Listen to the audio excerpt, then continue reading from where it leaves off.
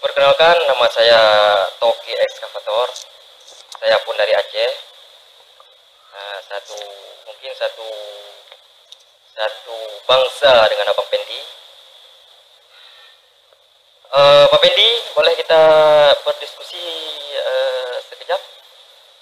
Kecil suara bang, kecil. Iya, suara abang kecil. Sudah besar? Udah besar, mantap, mantap. Lanjut. Oke, baik. Oke, Bang Pendi.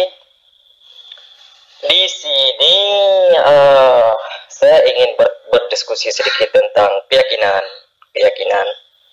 Dulu sebelum Abang Pendi berpindah ke agama non Muslim, yaitu Kristen dan sebagainya. Dulu Bang Pendi Muslim betul atau bagaimana, Bang? Shalom Bapak Ibu, Saudara yang dikasihi Tuhan Yesus dimanapun saat ini Saudara berada. Kali ini saya mengajak setiap kita untuk mendengarkan penyampaian dari seorang murtadin asal Aceh ya. Asal Aceh yang mengatakan bahwa kenapa banyak yang Muslim itu meninggalkan iman kepercayaannya yang lama alias murtad ya, zaman sekarang pindah agama dan mengenakan kepercayaan yang baru di luar Islam, entah itu Kristen, Hindu dan sebagainya saudaraku. Karena ada beberapa penyebab yang pasti ya menyebabkan mereka itu meninggalkan iman kepercayaan yang lama. Dan murtadin Aceh ini berani mengutarakan dan menjelaskan apa yang ada di firman Tuhan melalui media sosial ya, khususnya TikTok dan YouTube. Karena saya percaya murtadin ini sudah pasti belajar dan dijamah oleh Roh Kudus untuk melayani lagi gitu. Biasanya kan kalau udah pindah agama, udahlah cukuplah, takutnya nanti berbahaya dan sebagainya. Tapi murtadin ini malah menginjili dan mendalami firman Tuhan. Untuk itu saudara, tanpa berlama-lama saya mengajak setiap kita untuk mendengarkan apa yang disampaikan seorang murtadin ini ya, murtadin Aceh ini yang mengatakan bahwa beberapa penyebab orang Islam itu meninggalkan iman kepercayaannya yang lama alias murtad. Mari kita simak dulu video berikut ini. Kecil suara bang, kecil. Iya, suara abang kecil. Sudah besar? Udah besar, mantap, mantap. Lanjut. Oke, baik. Oke, Bang Pendi. Di sini saya ingin berdiskusi sedikit tentang keyakinan. Dulu sebelum Abang Pendi berpindah ke agama non Muslim, yaitu Kristen dan sebagainya. Dulu Bang Pendi Muslim betul atau bagaimana, Bang? Aduh, saya nggak tahu lah kalau begitu ya. Kalau menurut kamu aja lah, menurut abang aja lah. Sebab waktu saya simak tadi dekat bawah, masalah dengan Tuhannya Bang Pendi yang sekarang, yaitu mungkin Nabi Isa di Jangan, bukan Nabi Isa, brother. Apa juga? Yesus, berbeda. Oke. Di sini ada satu perbedaan di Al-Quran tentang tauhid kita dengan tauhid abang sekarang, keyakinan abang dengan keyakinan kita dulu. Di surat Al-Ikhlas, betul Bang? Al-Ikhlas. Boleh saya baca sedikit? Baca banyak pun tak apa. Oke, baik. Di surat Al-Ikhlas, di ayat 1, Qul huwallahu ahad, artinya katakanlah Muhammad ini bermakna Nabi kita Muhammad. Tapi Muhammad di situ dalam kurung ya. Betul. Bermakna ya. Ini wahyu yang Allah wahyukan kepada Nabi Muhammad di masa Rasulullah waktu itu. Ya, misalnya kalau dalam kurung tidak ada, itu bagaimana bunyinya? Sesuai dengan coba dibaca sesuai dengan teks asli misalnya. Oke. Qul huwallahu ahad. Katakanlah, dialah Allah yang esa. lanjut. Oke, yang ayat kedua, Allah tempat meminta segala sesuatu. Oke, yang ketiga, Baca Arab lah, baca Allah. Arab lah, baca Arab lah. Oh. Biar enak didengar sama teman-teman yang lain. Ayat yang kedua, ayat pertama, Qul huwallahu ahad. Ayat yang kedua, Allahus samad. Ayat yang ketiga, lam yalid wa lam yulad. Bermakna di sini Allah tidak beranak dan tidak pula diperanakkan. Di sini kan kita ada sedikit pemahaman yang berbeza, betul bang? Ya. Oke. Yang keempat, Qul huwallahu ahad, Allahus samad, lam yalid wa lam yulad, dan terakhir walam yakul lahu kufuwan ahad. Dan tidak ada sesuatu yang setara dengan dia. Oke, ini ada dua perbedaan ayat di sini antara ayat yang ketiga dengan ayat yang keempat. Di ayat yang ketiga artinya tidak Allah tidak beranak dan tidak pula diperanakkan. Betul bang? Ya.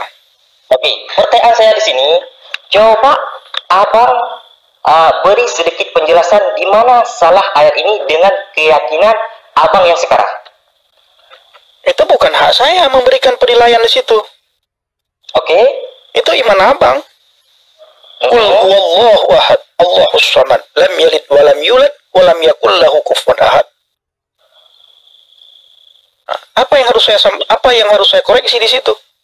Oke, yang harus Itu kan iman abang, itu kan kepercayaan abang, itu kan kitab abang, dan itu kata orang abang, bukan kata kami, dan itu bukan iman kami. baik. Di Ada sini, ayat di dalam Al-Quran, saya lupa ayatnya di mana. Mungkin Bang Nabirong bisa kasih tahu saya biar saya baca. Seandainya Allah, kenapa Allah tidak punya anak? Bang Nabirong, monitor bang. Anan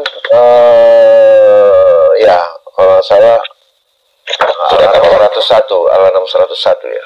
Al-An'am 101. Oke, ya.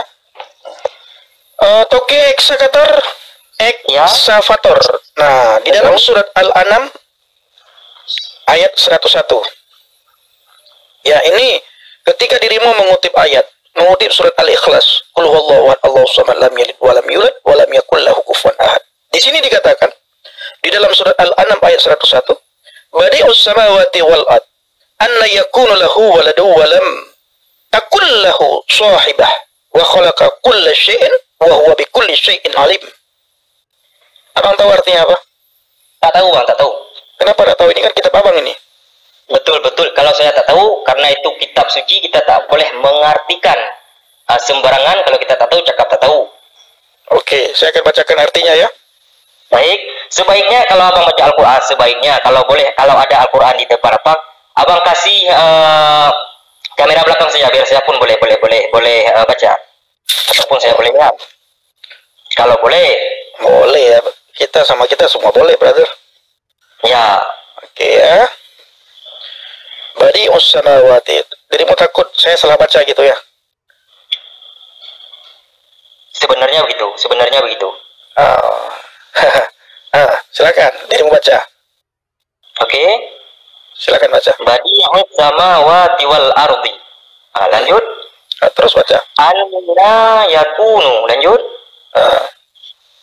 Lahu waladu walam takul lahu sahibah. Lanjut. Wa khalaqa. Lanjut. Wa khalaqa. Wa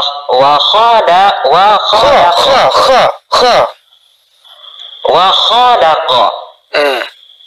Oke. Kulla syai'in. Wa huwa bi kulli syai'in alimun. Oke. Alim. Oke, silakan. Coba abang baca arti. Dia dalam kurung Allah pencipta langit dan bumi. Oke. Bagaimana mungkin dia mempunyai anak padahal dia tidak mempunyai Betul. istri? Oke, itu setuju. Lanjut.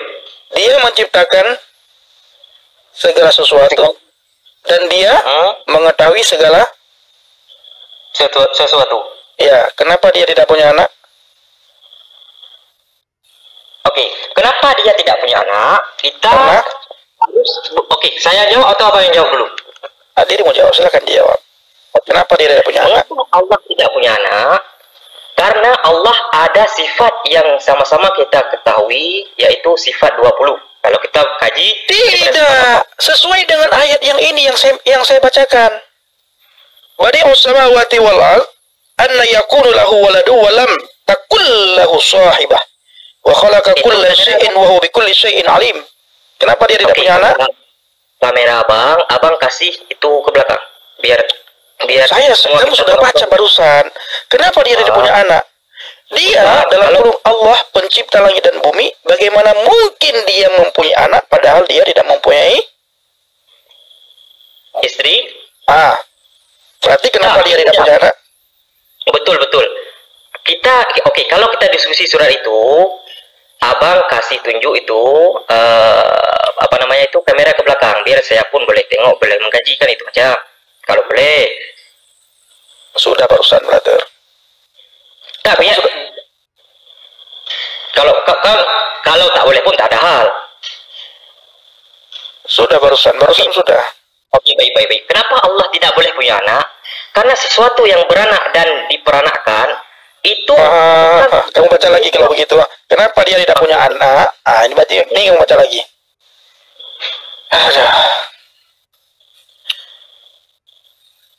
Kenapa dia tidak punya anak?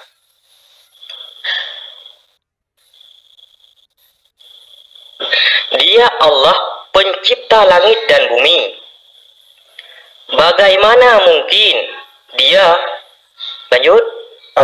mempunyai anak padahal dia tidak mempunyai istri dan dan menciptakan segala sesuatu dan dia mengetahui segala sesuatu. Apa yang salah dengan itu? Tidak ada. Yang saya tanyakan, kenapa dia tidak punya anak di situ? Bagaimana mungkin dia mempunyai anak padahal dia tidak mempunyai istri? Karena itu ayat daripada surat itu boleh saya jawab dengan ayat di surat yang saya barusan tadi baca. Qul huwallahu ahad. Dia tidak beranak dan tidak pula diperanakkan. Kenapa demikian? Karena dialah Tuhan yang tidak boleh kita persamakan dengan makhluk. Betul tidak, Pak? Lanjut. Satu saja pertanyaan Abang. Apa perbedaan Tuhan dengan bagaimana mungkin dia punya anak padahal dia tidak mempunyai istri? Kamu sudah jawab itu. Itulah yang beristri, itulah makhluk. Bukan begitu, Pak? Itu kamu sudah jawab itu. Yang beristri ialah makhluk, sedangkan Allah tidak mempunyai istri. Mengapa Allah tidak mempunyai istri? Sebab Allah bukan makhluk. Bukankah begitu, abangku? Lanjut aja. Betul. Oke. Di sini kita baca tadi di surat Al-Ikhlas, Allah tidak beranak dan tidak pula diperanakkan. Dan sambungan ini, sambungan tentang jawaban yang kita diskusi tadi. Dan tidak ada sesuatu yang setara dengan dia. Kalau kita bilang Allah ada istri ataupun Allah ada anak, berarti kalau Allah ada anak berarti bertentangan dengan surat Al-Ikhlas. Karena yang beranak ataupun yang beranak tentu ada istri.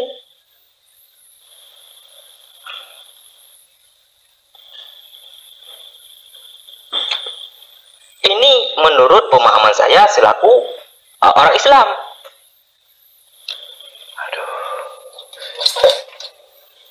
Kalau kita berbicara tentang karena rumusnya Tuhan di agama Islam, Allah itu mesti wajib tidak boleh sama dengan yang diciptakan. Sang pencipta Allah tidak boleh sama dengan yang diciptakan.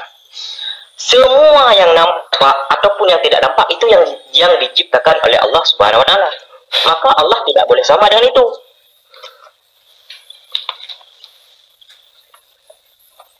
Sudah. Itu dulu daripada saya. Coba abang sambung. Kita biar ada diskusi. Jadi begini, bro. Kalau kita baca ayat itu, Allah tidak punya anak bukan karena dia maha kuasa, bukan.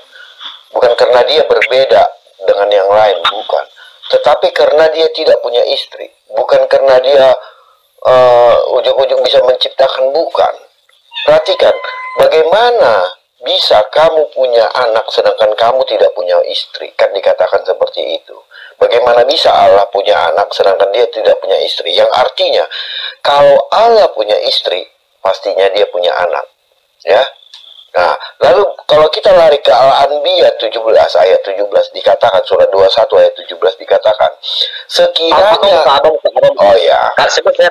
Sebab saya tidak hafal, coba abang buka. Biar sama-sama kita diskusi, boleh? Oke. Saya buka Al-Anbiya ya.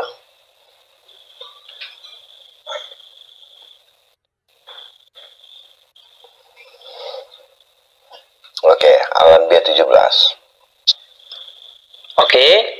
Abang boleh baca? Saya baca atau abang baca? Abang baca saja biar lebih enak. Oke. Bismillahirrahmanirrahim. A'udzu billahi minasyaitonir rajim. Bismillahirrahmanirrahim. Lau aradna anna nattakhidha. Belum ada lagi itu dekat atas, belum saya baca. Lahwan. Lanjut. Lattakhadnahu. Lanjut. Min ladunna. Lanjut. Oke. In kunna. Lanjut. Fa'ilina. Oke. Abang baca terjemahan biar sama-sama kita dengar. Ya. Sekiranya kami menghendaki menjadikannya sesuatu permainan, tentulah kami akan membuatnya dari sisi kami atau mengambilnya dari sisi kami. Jadi sekiranya ya Allah itu ingin menjadikan hiburan seperti anak dan istri, tentulah Allah mengambil dari sisinya, yaitu siapa? Para bidadari dan para malaikat. Nah, itu. Jadi sebenarnya bukan karena Allah itu tidak sama dengan ini, tidak, tetapi dia bilang apa? Kami tidak menghendakinya. Mari kita baca. Di Al-Anbiya 17 ya, seandainya kami hendak menjadikan sesuatu permainan, tentulah kami akan membuatnya dari sisi kami, jika kami benar-benar menghendaki berbuat demikian. Kita lihat nih tafsirnya. Sekiranya kami hendak membuat sesuatu permainan, hal-hal yang dapat dijadikan hiburan seperti istri dan anak, tentulah kami membuatnya dari sisi kami, yaitu apa? Para bidadari dan para malaikat. Jika kami menghendaki berbuat demikian, tetapi kami tidak akan memperbuatnya dan tidak menghendakinya, karena dia tidak mau, bukan karena tidak bisa atau tidak apapun, tetapi karena dia tidak mau. Seandainya dia mau, dia akan mengambil istrinya dari bidadari atau malaikat. Gitu.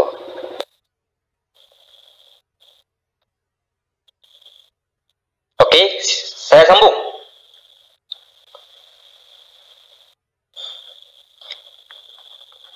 Halo? Silakan. Di situ abang sudah tadi membacanya dengan seksama dan cermat. Mengapa dia Allah tidak mau? Memang itulah sifatnya Allah. Dia tidak mau, ya. Sifatnya Allah bukan tidak boleh, bukan tidak bisa, bukan tidak sanggup.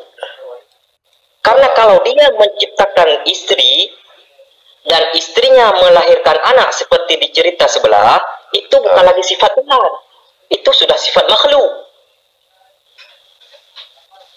Lalu kalau Allah bersifat dengan makhluk, apa yang berbeza dengan sang pencipta dengan yang dicipta? Lalu kenapa dia tidak? Nah, di sini artinya dia tidak mampu tanpa ini, Bang. Nih, di sini sudah jelas ya. Dia tidak mampu karena dia tidak mampu mempunyai anak karena dia tidak punya istri. Bukan karena dia karena mampu menciptakan, tidak, tetapi dia tidak mampu karena dia tidak punya istri. Itu dari tadi yang kita sudah bilang. Nah, kalau dia mau punya anak, dia harus mengambilnya dari ini tadi, dari para malaikat dan bidadari. Bukan begitu. Oke. Sekarang kalau kita bilang, kalau kita sama-sama berdiskusi Allah tidak mampu, tidak ada sesuatu yang tidak mampu Allah perbuat. Salah satu dalil kita berdiskusi, Allah mampu melahirkan seorang putra daripada Maryam, sedangkan Maryam tidak mempunyai suami. Ya, terusin. Betul? Terus Oke. ini ya. Saya nunggu. Kalau kita bilang Allah tidak mampu membuat istri, ataupun Allah hanya mampu, Allah kalau ingin maksudnya mempunyai keturunan, dia mengambil daripada bidadari ataupun malaikat yang tadi abang baca itu kalaupun Allah berbuat demikian, itu sudah menyalahi tentang keistimewaan sifat Allah. Kenapa saya bilang demikian?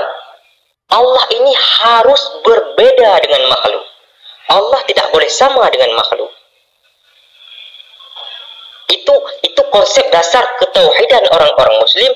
Mungkin saja kalau ada sesuatu yang berlawanan dengan orang Kristen, kita sama-sama menghargai. Tapi kita harus sama-sama menentangi itu. Ya. Karena tentang keyakinan. Jadi artinya ini ayat tidak tepat. Bagaimana mungkin? Itu ayat tentang tauhid. Ayat itu untuk menjawab pertanyaan mengapa Allah tidak beranak dan tidak diperanakan. Itulah salah satu jawabannya. Iya, dia tidak mungkin punya anak karena dia apa? Alasannya apa? Karena alasannya ini, bukan yang lain-lain. Coba baca pelan-pelan. Doki. Oke, baik. Coba Doki baca pelan-pelan. Bagaimana mungkin? Itu ada kata mungkin. Bagaimana mungkin dia mempunyai anak? Nah, ini pertanyaan yang pertama, ya. Ini yang berbicara siapa ini? Allah atau bukan? Itu coba abang coba. Ini perkataan siapa? Sehingga kita jadi tahu itu perkataan siapa. Abang kasih geser dulu kamera ke atas. Saya mau tengok itu. Oke. Itu ayatnya. Yang tadi abang tunjuk itu arti atau apa nama? Arti atau pencerahan dia. Terjemah. Terjemahan. Oke.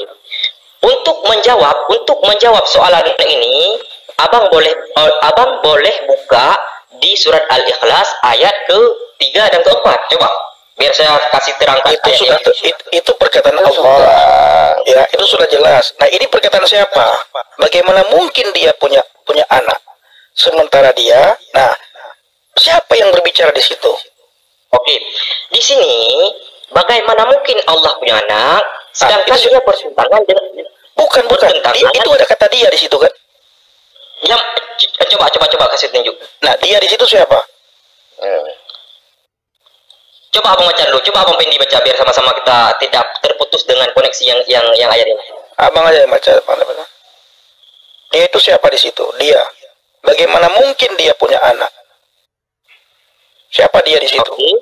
Bagaimana mungkin dia punya anak? Itu siapa? Dia punya anak itu siapa? Allah ya. Itulah Allah. Nah, yang berbicara siapa? Ditunjukkan ke dia.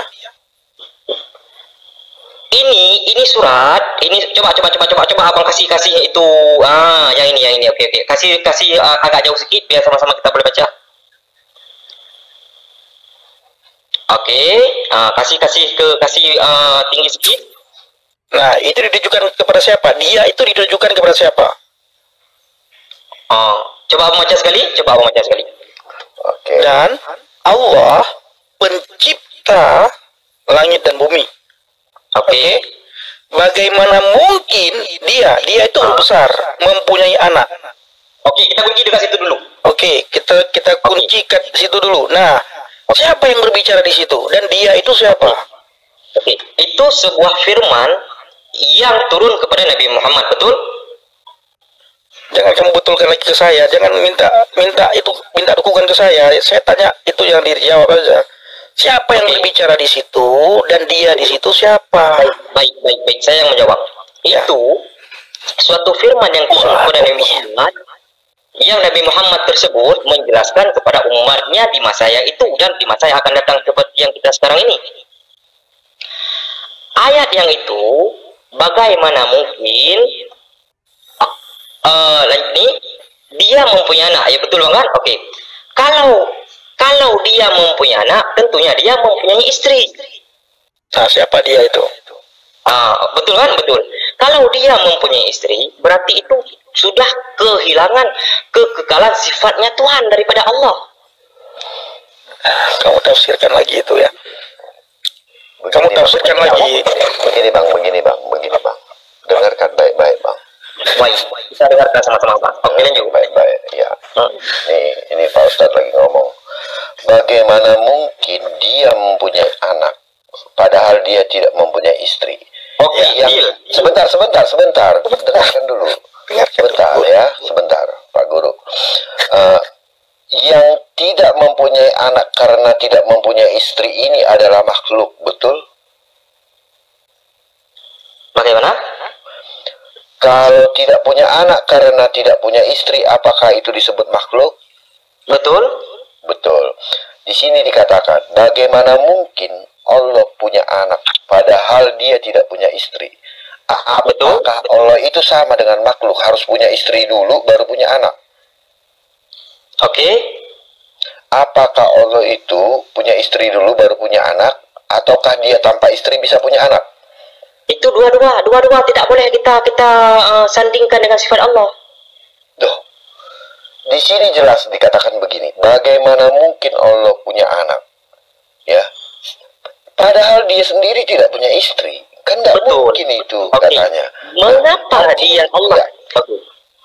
Oke, apa jelaskan dengarkan. Artinya di sini ketika dikatakan seperti itu, ini menyamakan dirinya dengan makhluk. Bagaimana bisa si toke ini, toke ekskavator punya anak karena dia masih jomblo, begitu betul? Lanjut terus. Jangan kasih dengarkan. Lanjut terus. Kalau itu manusiawi, betul? Betul, karena saya masih jomblo, masih bujangan, nggak mungkin saya punya anak. Betul, karena itu saya sifat tidak punya istri. Betul. Nah, apakah Allah juga di sini? Bagaimana mungkin dia punya anak? Dia harusnya tanpa istri pun dia harusnya bisa punya anak, betul? Betul. Nah, kenapa dia katakan di sini dia tidak? Karena alasannya itu kan ini alasannya. Karena dia tidak punya istri, bukan karena dia tidak mau. Kalau dia ada istri artinya dia bisa punya anak. Itu yang harus kita pahami. Oke. Jadi abang menyamakan diri dengan makhluk gitu. Silakan. Abang sudah? Sudah. Oke. Di sini ada 1-2 ayat, ada 1-2 paragraf ataupun ada 1-2 kalimat yang sama-sama kita garis bawahi. Dia tidak punya istri. Itu betul sifat Allah. Allah tidak boleh punya istri. Allah tidak boleh punya ayah. Dan Allah tidak boleh punya suami. Itu kata siapa itu? Sebab Allah ini kita tidak ada sifat. Allah bukan laki, Allah bukan perempuan. Kalau Allah itu laki-laki, berarti dia makhluk. Kalau Allah itu sifat perempuan, berarti dia makhluk. Kenapa kau bilang bukan laki-laki? Oke, kalau kita bilang Allah laki-laki, tunjukkan ayat di Al-Quran Allah laki-laki. Oke, saya tanya sama kamu. Yang mempunyai istri ini laki-laki atau perempuan? Itulah makhluk. Kalau kita bilang tidak, sebentar. Perhatikan. Bagaimana mungkin Allah punya anak karena Allah tidak punya istri? Saya tanya, yang mempunyai istri ini laki-laki atau perempuan? Oke, itu istri. Karena pertanyaan di situ anak. Karena pertanyaan di situ anak. Sebentar. Yang harus mempunyai istri itu laki-laki atau perempuan? Pastinya laki-laki. Karena istri itu adalah perempuan, betul? Itu pertanyaan itu bukan tentang istri, tentang anak yang harus melahirkan anak istri bukan suami. Betul tidak, Pak? Tidak, biar kita tahu apakah Allah itu perempuan atau laki-laki. Allah bukan laki-laki, Allah bukan perempuan. Sebentar. Kenapa dikatakan dia tidak mempunyai suami? Kenapa tidak mempunyai suami katanya? Kenapa dikatakan tidak mempunyai istri? Karena dia laki-laki. Oke, kalau di ayat itu, di ayat ini tentang di ayat ini tentang anak, di ayat ini tentang anak, betul kan? Mengapa dia tidak mempunyai anak? Oke, kita garis bawahi anak.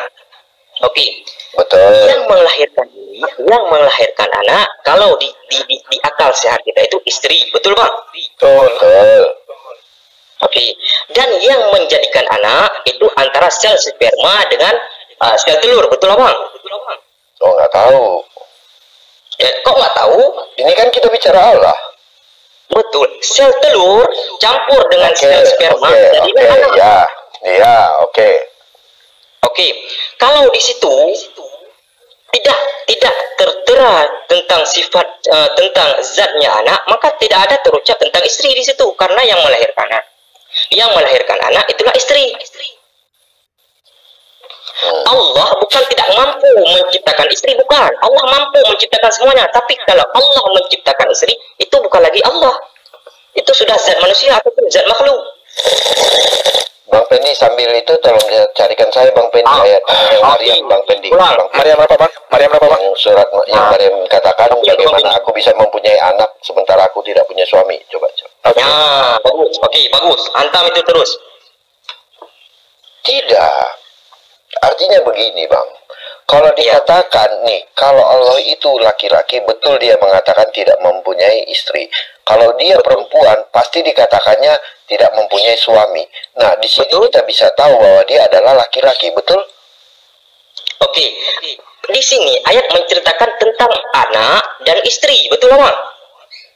Betul. Karena dia laki-laki. Kalau sebentar, kalau dia perempuan, ya, dia pasti bercerita tentang di sini tidak punya suami.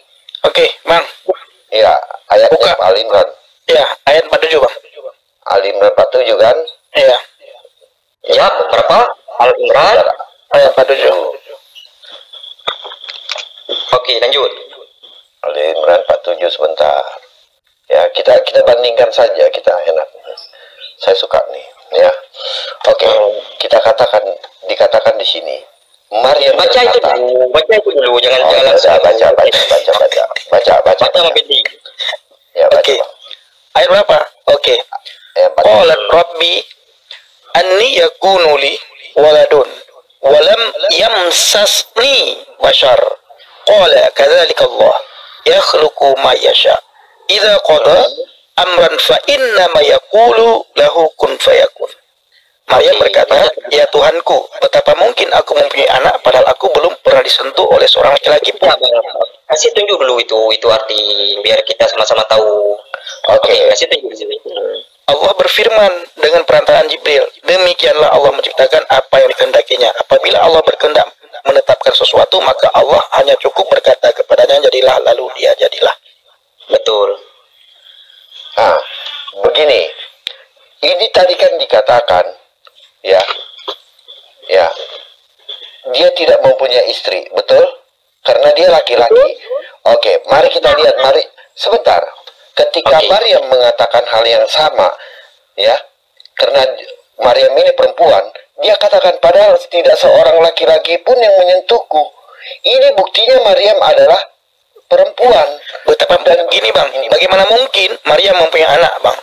Iya, bagaimana mungkin Maryam mempunyai anak sementara dia tidak punya suami? Karena Maryam itu adalah perempuan. Nah, kalau kita kembali ke sini, bagaimana mungkin dia punya anak karena dia tidak punya istri? Artinya ini yang menyatakan ini adalah perempuan. Jadi kalau Anda bilang, nah, jadi dari sini kita bisa lihat bahwa Allah itu adalah laki-laki. Gitu. Bukan Bang. Oke, kalau mentafsirkan bagaimana mungkin Maryam mempunyai anak sedangkan dia tidak mempunyai laki-laki. Jawabannya tadi sudah membaca kun fayakun. Jadilah lalu jadilah. Sama dengan halnya Iya, menciptakan Nabi Adam. Iya, betul. Tapi poinnya bukan ke situ, abangku. Poinnya bukan bentar. Poinnya bukan kun fayakunnya. Lihat perkataan Maryam.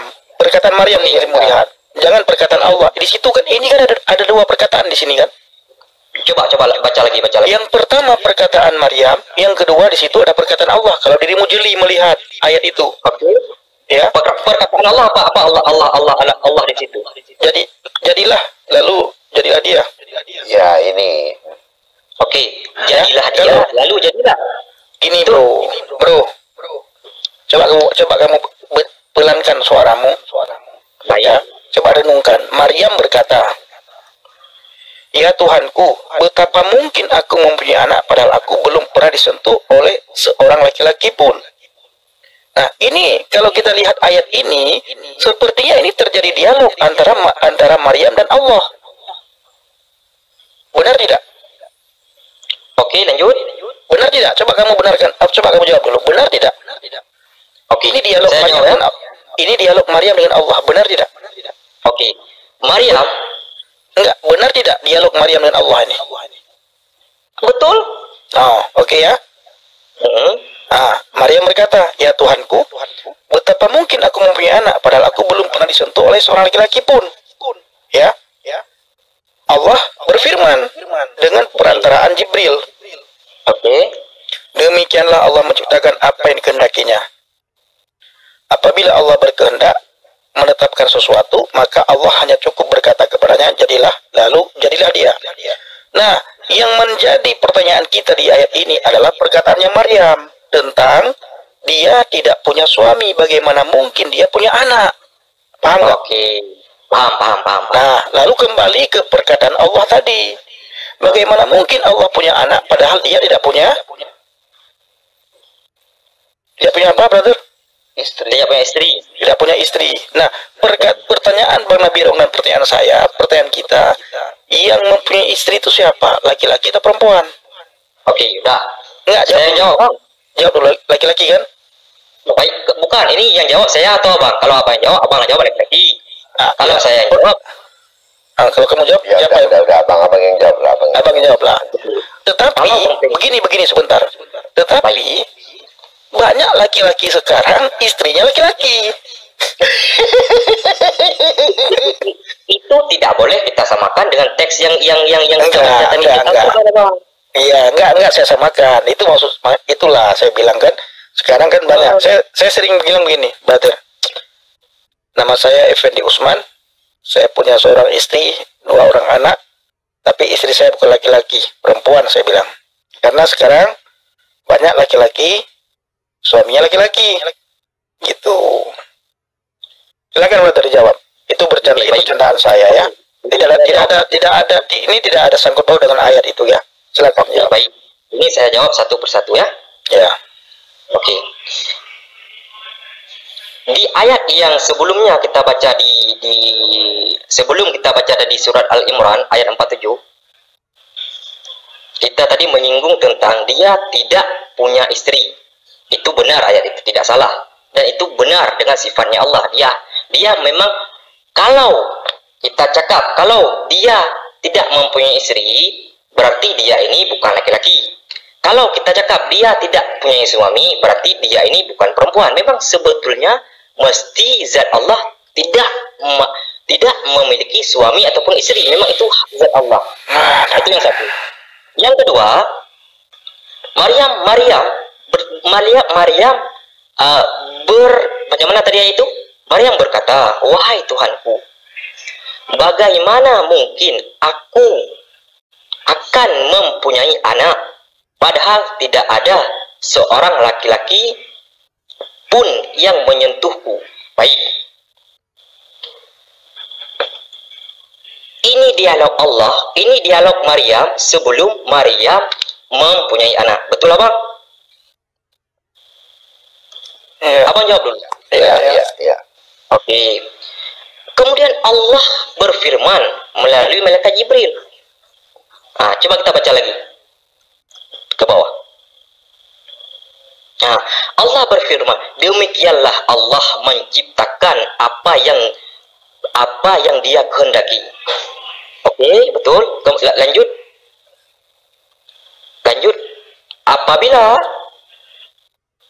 Apabila hendak menetapkan sesuatu, Dia hanya berkata padanya, "Jadilah," maka jadilah.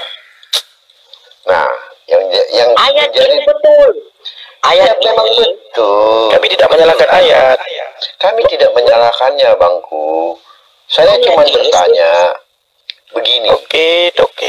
Begini. Saya baru membaca, belum menjawab. Abang sudah membantah pernyataan saya. Macam Oh ya udah gimana? silakan. Aduh. Di ayat yang itu kita angkat, kita sama-sama mengangkat kesimpulan bahwasanya Allah boleh berkehendak sesuai yang Allah kehendaki. Allah boleh menciptakan anak Siti Maryam tanpa ayah. Allah boleh menciptakan Nabi Adam tanpa ibu. Di antara dua jawaban saya ini, apa perbedaan? Nabi Adam diciptakan tanpa ibu. Nabi Isa diciptakan tanpa ayah. Di mana perbedaannya? Coba. Udah. Oke? Itu dulu. Allah sudah jelas-jelas mengatakan di sini, bagaimana mungkin dia bisa punya anak karena dia tidak punya istri. Jadi jangan kau bilang dia tidak punya istri pun dia bisa menciptakan. Tidak. Dia harus membutuhkan ini membutuhkan istri supaya dia bisa punya anak. Begini ku katakan sama kau, kembali ya. Dia tidak punya istri, oke? Makanya dia tidak bisa punya anak. Ngerti? Kalau dia punya istri, tentu kemungkinan dia bisa punya anak. Nah, jadi kenapa dia tidak punya anak? Hal pertama alasannya adalah karena dia tidak punya istri, bukan karena dia mampu membuatnya tanpa istri. Tidak, dia tidak mampu. Karena dia harus membutuhkan istri. Makanya supaya dia mempunyai anak, ya, supaya dia mungkin punya anak, dia harus punya istri. Itu artinya. Saya jelaskan sekali lagi. Supaya dia mungkin mempunyai anak, supaya dia bisa mempunyai anak, dia harus mempunyai istri. Itu artinya. Jadi tanpa istri dia tidak mungkin punya anak. Makanya saya katakan sama dengan makhluk. Bahkan lebih hebat. Mari kita lihat. Maryam bilang, sama hal yang sama. Maryam juga mengatakan sama dengan Allah yang katakan, bagaimana mungkin aku bisa punya anak, kata Maryam, padahal aku tidak punya suami atau tidak ada laki-laki yang menyentuhku. Perkataan ini sama, cuma menulisnya, gaya penulisannya saja yang berbeda.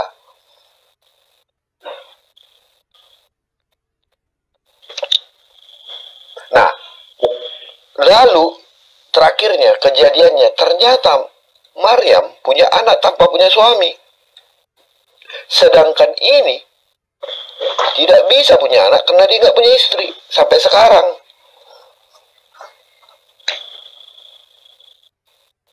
Itu loh. Oke, sudah? Abang sudah? Udah, silakan. Oke. Yang ayat yang pertama tadi abang kutip di surat apa tadi abang? Yang sebelum surah Al-Maryam? Surat itu bagaimana itu? Surat apa itu? Oke, Al-An'am. Oke. Di ayat yang ini kita sama-sama boleh menemukan jawaban yang fakta dan nyata daripada Al-Quran sendiri di ayat Ali Imran ayat 47. Kalau Allah ingin menciptakan anak, Allah ingin beranak, Allah pun boleh. Karena dia ada sifat yang sama-sama tadi kita baca, jadilah maka jadilah. Tapi kalau Allah menciptakan hal yang demikian, maka akan gugurlah sifat Allah padanya Allah itu sendiri. Coba sama-sama tadi kita baca, Allah boleh menciptakan anak Siti Maryam yaitu Nabi Isa di agama kami orang Muslim yang sama-sama kami percayai dengan adanya suami. Oke, kita garis bawahi.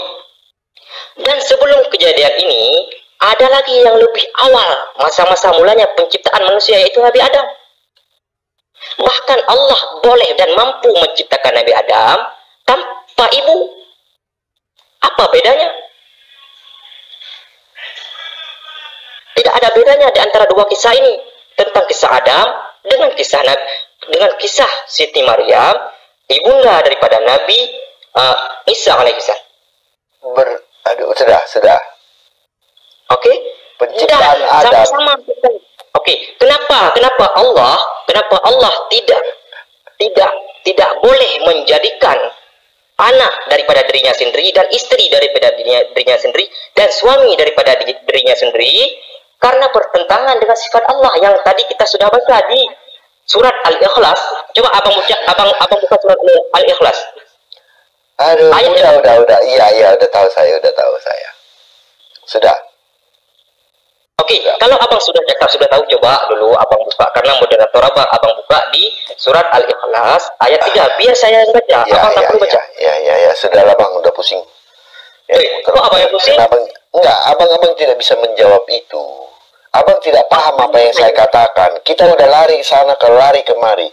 Mulai dari abang tidak kalau pernah abang bisa tidak menjawab. yang saya diskusi tadi, coba abang pulangkan kepada ini Bang Pendi sebagai host. Bang Pendi udah pusing kepalanya, udah cari bodrek dia. Nah, makanya saya bilang, mengapa Bang Pendi daripada Islam pindah ke Kristenan? Inilah alasannya. Apa alasannya? Karena Bang Pendi meyakini bahwasanya Allah Subhanahu wa taala memiliki anak dan tidak memiliki istri. Abalnya siapa punya anak? Nah, abang kita diskusi baik-baik, abang ketawa-ketawa. Tidak. Gini abangku. Pertama, Anda saja sudah salah paham tentang kekristenan. Kau pikir Allah itu punya anak karena punya istri? Tidak. Disebut anak Allah, bahkan kami pun disebut anak Allah. Disebut anak tangga bukan karena tangga punya istri, Bang. Paham? Cuma juga disebut anak Aceh, bukan Aceh punya anak. Betul, Bang? Itu abang paham. Kenapa abang bilang Allah kami punya anak? Tidak. Oke, ini saya bacakan sudah tadi rumusnya konsep tentang ketuhanan. Coba, kalau tadi saya boleh sedikit ada sedikit bertentangan dengan konsep ketuhanan saudara daripada umat non muslim. Oke. Nah, apa? Oke, bahwasanya Allah itu mempunyai anak 1, 2, dan 3. Oke, itu hak abang. Berapa anak itu hak abang, hak orang abang, karena memang itu agama keyakinan orang abang kan, yang keyakinan Bapak ini betul. Oke. Di agama Islam Allah tidak ada sesuatu yang setara dengan dia. Coba abang kasih makna sedikit ayat ini. Coba. Setara dalam hal apa? Segala sesuatu. Oke, mari kita mengatakan dalam segala sesuatu ya. Oke, saya tanya, bagaimana Allah menyampaikan wahyunya kepada Muhammad atau kepada melalui Jibril? Bagaimana? Baik, lanjut. Apakah Allah itu berfirman? Lanjut.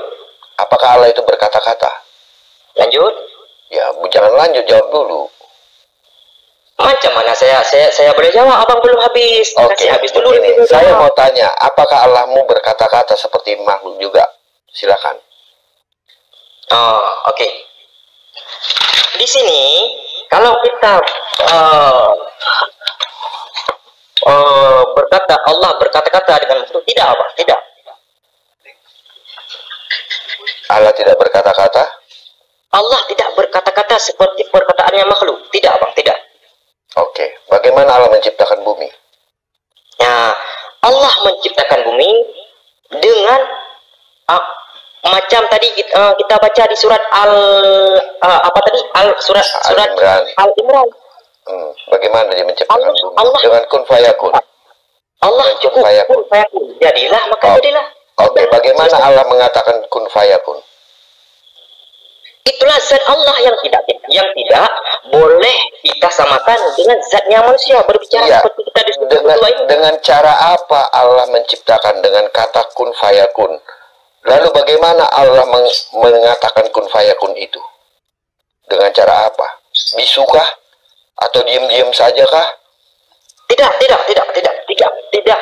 Kalau kita cakap bisu, bisu itu ada di dalam zatnya manusia, zatnya makhluk. Tidak. Oke, lalu bagaimana Allah mengatakan kun fayakun? Bagaimana caranya? Oke, caranya Allah mengatakan kun fayakun dengan selain caranya yang boleh dibuatkan oleh makhluk. Itu caranya apa? Bagaimana?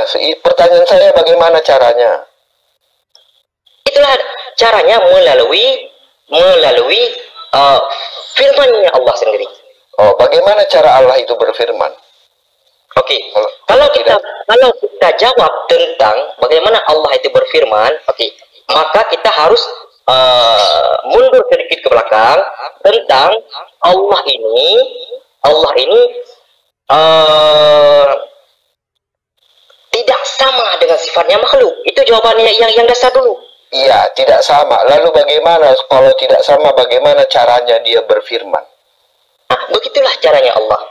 Kalau Pusing saya. Nah, itulah makanya kalau saya bilang Allah itu berkata-kata seperti kita berdiskusi ini.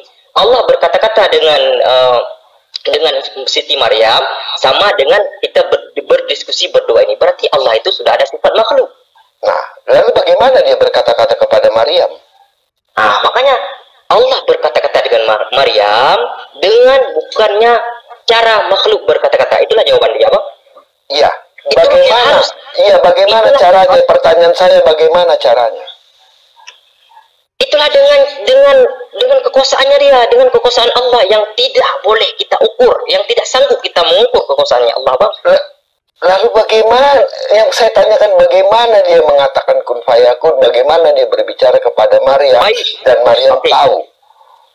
Sama halnya cara Allah menciptakan benih anak, benih daging di dalam rahimnya Maryam yang dikenal dengan Nabi Isa, yang tidak boleh kita ciptakan dengan akal manusia kita, Pak. Dengan sifat manusia. Saya berkata begini, bagaimana caranya Allah menciptakan bumi, langit, dan lain-lain dengan berfirman? Bagaimana cara Allah itu berfirman? Apakah diam saja kah? Apakah ini? Lalu bagaimana caranya dia berfirman? Baik. Oke, saya akan menjawab dengan sangat hati-hati. Baik. Kalau saya menjawab Allah menciptakan bumi, langit, dan isinya itu dengan cara tidak sama dengan penciptaan yang ada pada makhluk. Itu benar daripada saya sendiri. Kalau saya jawab Allah menciptakan bumi, langit, dan seisinya sebagaimana makhluknya Allah menciptakan sesuatu yang nampak daripada pandangan kita. Itu salah jawabannya, Bang. Astaga, naga. Sudahlah, Bang, sudah pusing kau, Bang. Enggak, kau sudah pusing kau jawab aku, Bang. Udah enggak nyambung kau. Mengapa saya jawab demikian? Ini saya jawab demikian berdasarkan saya membaca surat Al-Ikhlas tadi. Allah tidak sama. Allah tidak ada sesuatu yang setara dengan dia. Betul, tidak setara. Tetapi bagaimana caranya Allah menciptakan bumi dengan berfirman, dengan berkata-kata? Itu saja sudah sama. Itu saja sudah sama. Cukup Allah, kun fayakun saja. Nanti kalau abang tanya dengan saya itu, apa itu kun fayakun? Saya tidak tahu. Cukup ilmu untuk menjawab apa itu kun fayakun. Oke lah. Kun fayakun itu, kalau saya Muslim hanya boleh menjawab jadilah, maka jadilah. Itulah sifatnya. Itulah dasar daripada salah satu sifatnya Allah. Oke lah, abangku. Seperti itu, abangku. Terima kasihlah pencerahannya, abangku ya. Sudah. Abang belum cukup ilmu untuk itu. Abang belum cukup ilmu untuk itu, abang. Sebenarnya saya ingin berdiskusi dengan Bang Pendi 1 menit, 2 menit pun sudah oke. Aduh, sudah. Mengapa Bang Pendi kalau ada saya sekejap, saya ini baru first time saya bertemu dengan Bang Pendi langsung apa yang mau abang diskusikan? Saya hanya ingin bertanya kabar Bang Pendi karena dia saudara saya daripada bangsa Aceh, kan tidak salah juga. Oh, sudahlah Bang Pendi lah ke situ. Saya baik. Ah, ini baru gentleman, jangan bersembunyi di balik ini Abang Marco ini. Halo. Wih, Jadi apa lapar aku kan. Gara-gara ini Abang jadi lapar aku. Nabirung. Abang Nabirung, bukan Abang Marco, Abang Nabirung. nggak apa lah. Bang Mendi, Ya. Bang Mendi. Ya. Oke, Bang Mendi. Ini kita berbicara tentang bahasa Aceh ado dengan adu, bahasa Indonesia adik dengan abang. Boleh Bang Mendi? Boleh. Oke, Bang Pendi. Salam, Bang Pendi. Salam daripada saya Aceh. Abang pun Ya. juga orang Aceh. Bang Pendi, Ya, Dulu aku ya. ya maka dulu ada. apa? Oke, ini untuk untuk pertanyaan untuk saya pribadi. Bang Pendi, ada satu pertanyaan daripada banyak kawan-kawan saya dekat sini, Cina dan lain sebagainya di Malaysia lah. Dia bertanya kepada saya, bos dia cakap, ataupun rakan, ataupun dan sebaliknya. Apakah benar kalau orang-orang Aceh terlalu miskin dia akan masuk Kristen untuk mendapat duit yang sangat banyak? Apakah itu benar pernyataan Cina itu? Bagaimana saya harus menjawab itu, Bang Pendi? Apa yang kamu dengar itu yang kamu jawab. Itulah saya belum mendengar. Saya belum mendengar. Tidak. Sebenarnya saya sudah tahu jawaban kamu apa. Kamu ingin mengatakan, kamu tidak ada bedanya dengan orang Aceh lain yang mengatakan bahwa orang Aceh masuk Kristen karena miskin. Betul, Pak Mendi, betul. Ya, kalau tidak karena miskin, karena perempuan. Betul, Pak Mendi, betul. Nah, dua hal inilah yang didudukan. Padahal kalau kita melihat kebalikan daripada itu yang kita temukan di lapangan. Betul, Pak Mendi, Nah, betul. sebelum saya menjadi orang Kristen, saya juga berpikir hal yang sama. Ya. Kenapa sih dia dibayar kok dia rela meninggalkan agamanya, rela menjual agamanya, dari Abang Pendi, betul Bang Pendi, lanjut Bang Pendi, lanjut. rela menjual akidahnya.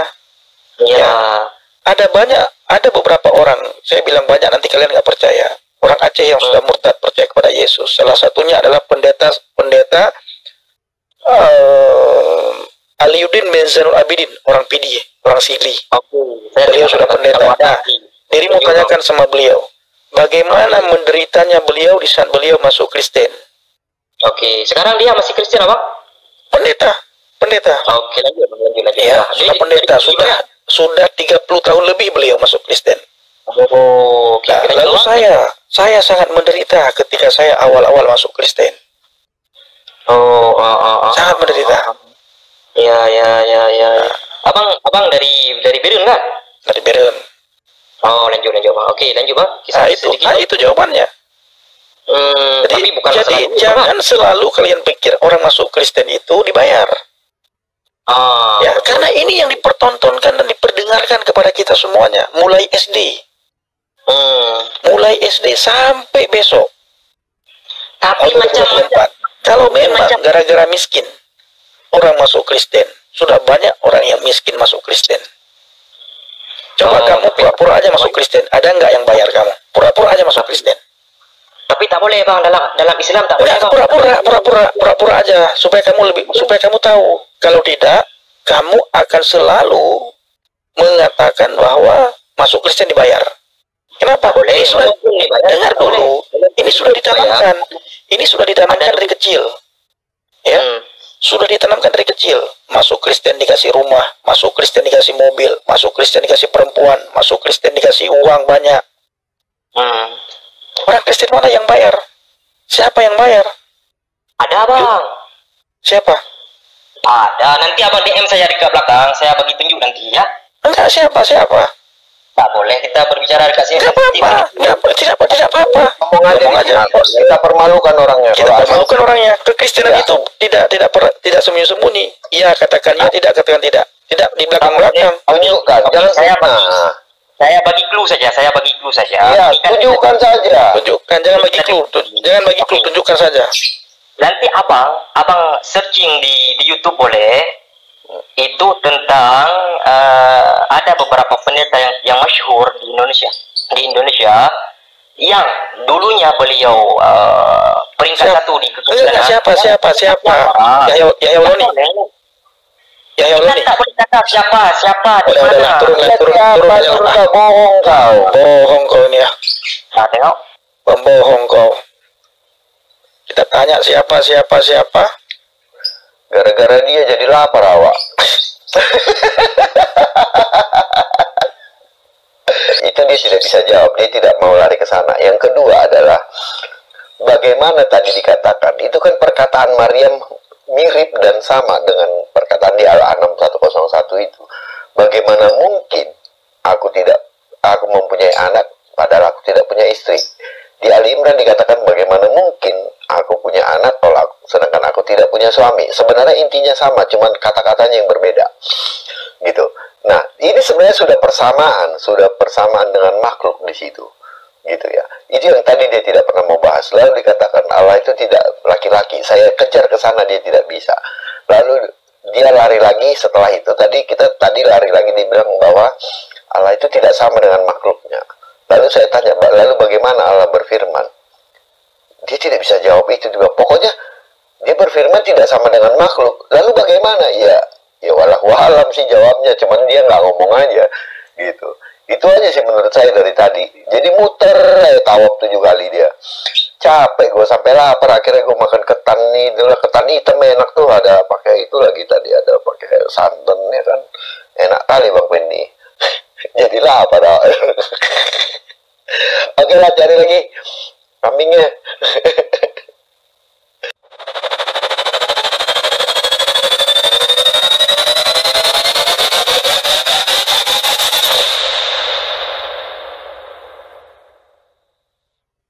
Nah, saudaraku, gereja YouTube itu tadi videonya sangat luar biasa ya, saudara.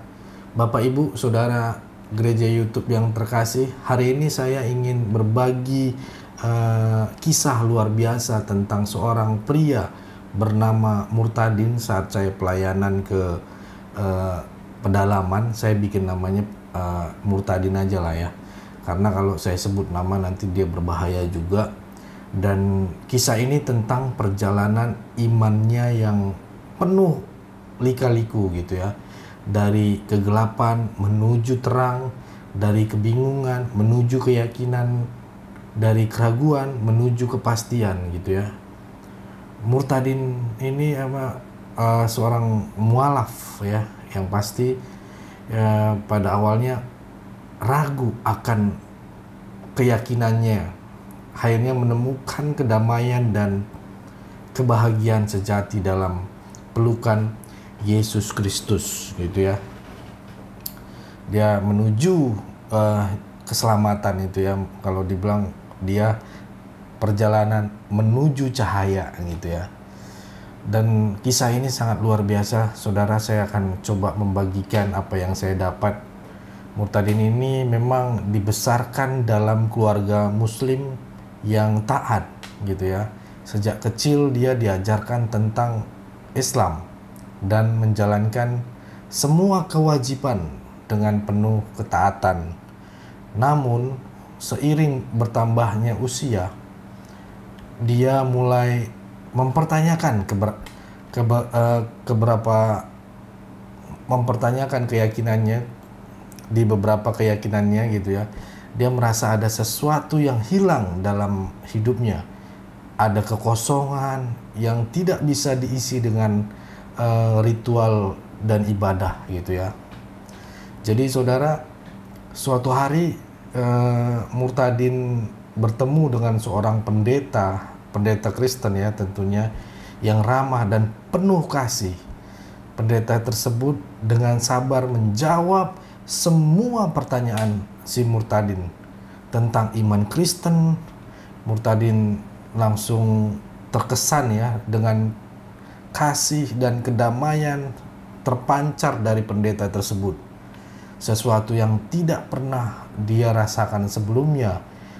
Karena banyak sekali saudara saat kita bertanya kepada pimpinan-pimpinan atau pendakwa-pendakwa, oh itu tidak bisa, kamu belum sampai level ini, kamu belum layak ini, dan akhirnya banyak yang tertutup-tutupin lah gitu ya.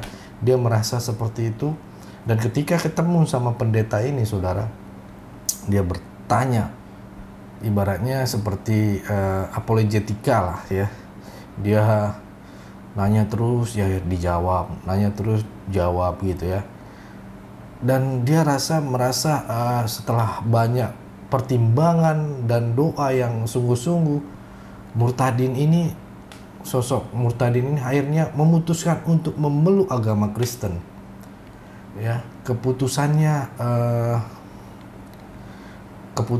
untuk menerima kekristenan yang memang gak gampang gitu. Setelah dia coba bergumul, dan Murtadin akhirnya gua klop nih gitu ya, untuk memeluk agama Kristen. Dan gak secara paksa, karena pendeta ini juga tidak mau dibawa secara paksa, biarkan Roh Kudus yang menjamah dia. Dulunya dia belum tahu itu Roh Kudus atau apa gitu ya. Akhirnya keputusannya ini tidak mudah sebenarnya gitu ya. Dia harus menghadapi penolakan dari keluarga dan penolakan dari teman-temannya, namun dia teguh dalam imannya. Itu yang membuat power gitu ya, yakin bahwa dia telah menemukan kebenaran yang selama ini dicarinya gitu ya. Akhirnya dia menggali, menerima firman Tuhan, membaca firman Tuhan, Alkitab. Nah, singkat cerita saudara, sejak menjadi Kristen, Murtadin mengalami transformasi yang luar biasa. Dia merasa kedamaian dan kebahagiaan yang tidak pernah dia rasakan sebelumnya. Puji Tuhan, saya bilang. Dia rajin membaca Alkitab dan mempelajari firman Tuhan, dan dia menemukan jawaban atas semua pertanyaan yang selama ini menghantuinya gitu ya. Nah, Murtadin ini tidak hanya menerima firman Tuhan dengan sepenuh hati, tetapi dia juga menerapkannya dalam kehidupan sehari-hari. Dia menjadi pribadi yang lebih sabar, penuh kasih dan pengampunan. Dia selalu membantu orang lain yang membutuhkan dan selalu berusaha untuk menyebarkan kebaikan. Dampak inspiratif kalau menurut saya ya, karena dia juga yang welcome ketika kita datang ke sana pelayanan, dia yang menyambut kita dengan baik gitu ya, karena dia bersuka cita gitu melihat kita hadir juga gitu ya. Dan menurut saya kisah Murtadin ini adalah bukti nyata bahwa kasih dan kuasa Tuhan dapat mengubah hidup seseorang. Kisahnya telah menginspirasi banyak orang untuk mencari kebenaran dan menentukan kedamaian dalam iman Kristen. Sama seperti yang video ini, Murtadin Aceh ini, yang habis dia dibaptis, terima Tuhan Yesus, dia tidak diam aja saudara, dia menginjil, dia melayani Tuhan walaupun ada risikonya gitu ya. Poin-poin yang membangun rohani dia bagikan lagi gitu. Pergulatan iman ya. Dia menceritakan tentang kebingungannya dan keraguannya Murtadin sebelum memeluk agama Kristen. Dia berani mengatakan ini, dan ini sangat luar biasa saudara. Hal ini dapat membantu orang lain yang sedang mengalami pergulatan iman untuk merasa tidak sendiri gitu ya. Dia mau berbagi dengan apa yang dialami dia, bukan dengan menjual kesaksian, bukan saudara. Dia mau bagikan apa yang dirasakan kebenaran itu ya, pencarian kebenaran yang dirasakan, iman gitu ya. Bagaimana Murtadin mencari jawaban atas pertanyaan-pertanyaan tentang iman. Hal ini dapat mendorong orang lain untuk terus mencari kebenaran dan tidak mudah menyerah. Ini keren saudara. Dia kalau siap untuk melayani Tuhan, apapun resikonya, terjadi transformasi diri. Gambarkan perubahan positif yang dialami Murtadin setelah menjadi Kristen. Dia memang mengikuti segambar dengan Tuhan Yesus gitu ya. Hal ini dapat menginspirasi orang lain untuk mencari perubahan positif dalam hidup mereka sendiri. Karena kita tahu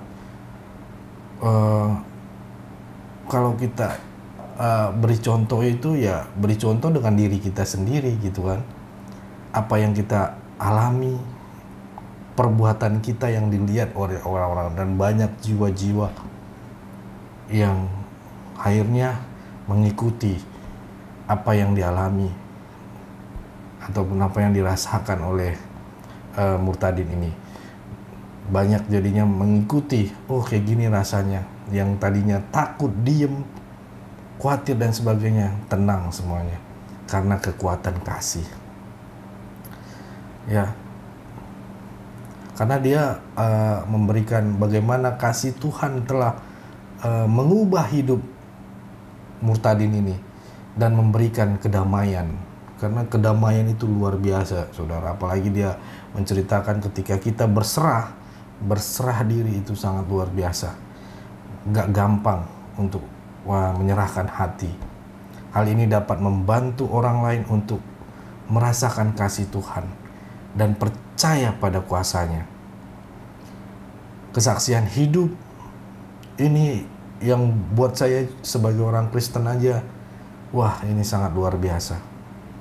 Ini sangat-sangat memberkati.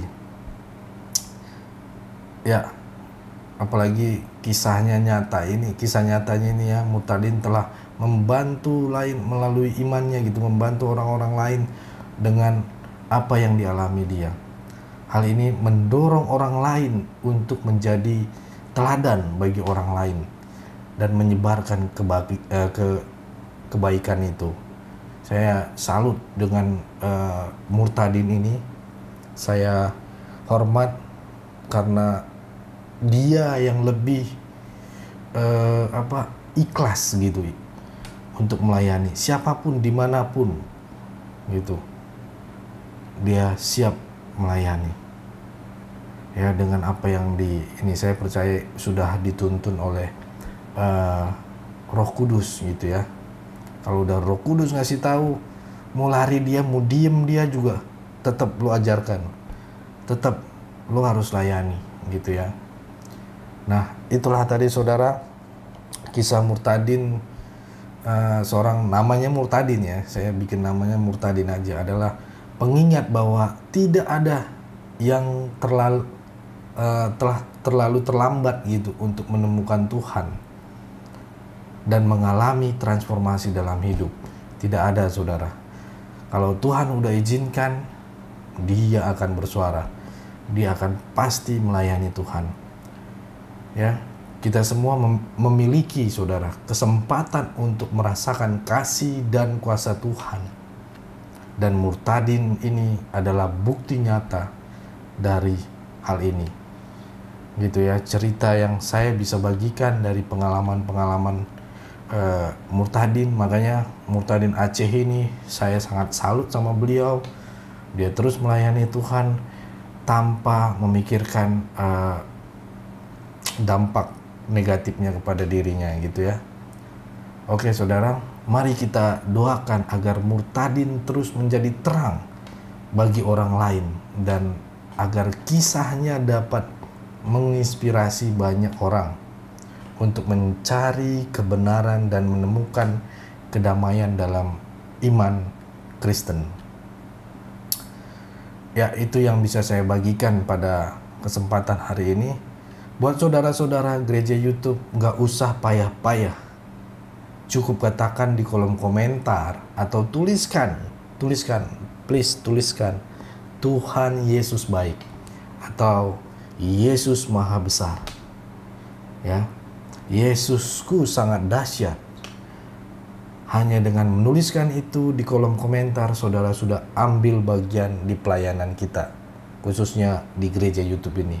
Kalau saudara menonton video ini, jangan lupa tuliskan Yesus maha besar, Yesus sangat dahsyat. Itu sangat memuliakan nama Tuhan, dan juga kami juga senang gitu ya ketika membaca. Berarti saudara sampai saat ini nonton sampai habis ya. Selain itu, agar kami terus semangat lagi buat konten rohani, tolong balas di kolom komentar dengan katakan Tuhan Yesus baik atau Tuhan Yesus Maha Besar.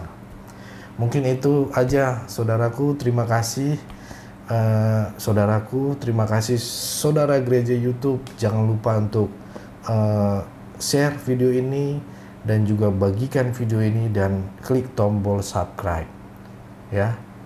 Itu aja dari saya. Jangan lupa untuk dengarkan pengumuman sepekan. Tuhan Yesus memberkati kita semua. God bless you all. Shalom Bapak Ibu yang kami sangat hormati dan kasihi. Dalam nama Tuhan Yesus Kristus, beberapa waktu lalu kami telah menyelesaikan pelayanan kami di pedesaan. Kami membuat satu terobosan untuk membuat mobil ambulan gitu ya, untuk transportasi. Di sana kami memang sangat melihat di sana kebutuhan transportasi di desa tersebut. Selain jalannya yang jauh dan curam, terkadang kalau ada peristiwa malam hari atau ibu hamil, mereka kasihan, bingung mau diangkut pakai apa.